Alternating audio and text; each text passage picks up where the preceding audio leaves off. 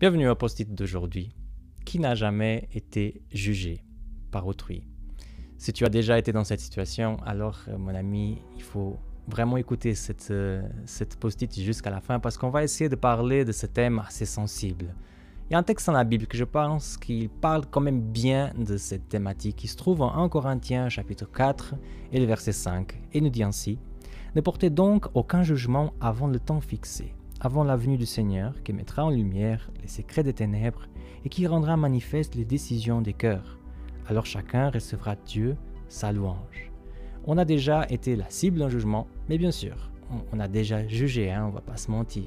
Et quelque part, on n'est pas à l'aise dans les deux situations, parce que quand on a été jugé, souvent, on a peut-être pensé qu'il y avait une injustice, on était cible de quelque chose qui n'était pas vrai, ou que c'était vrai, mais que ce n'était pas pour afficher. Et quand on juge aussi, il y a souvent cette voix du Seigneur qui nous dit aussi qu'on a fait quelque chose un peu à côté. Mais qu'est-ce que ce texte nous dit du jugement? Il n'est pas là pour nous dire que voilà, on devrait changer ceci, on devrait changer cela, qu'on ne devrait pas faire ceci, qu'on ne devrait pas faire cela. Mais le texte est en train de nous montrer que les injustices qu'on subit avec des jugements des personnes, ou des fois les injustices qu'on fait aussi aux autres, ils ont une date pour terminer.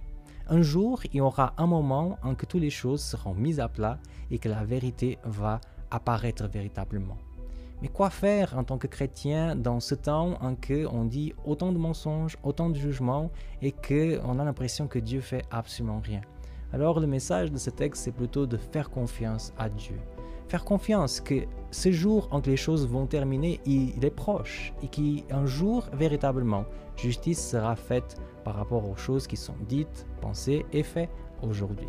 Alors, si tu es une personne qui a été jugée, qui est en train de passer par une situation difficile de ce type dans ta vie, je veux t'encourager avec ce texte en disant que le Seigneur il a déjà trouvé la solution pour ce problème et il va t'accompagner dans ce temps jusqu'à la fin.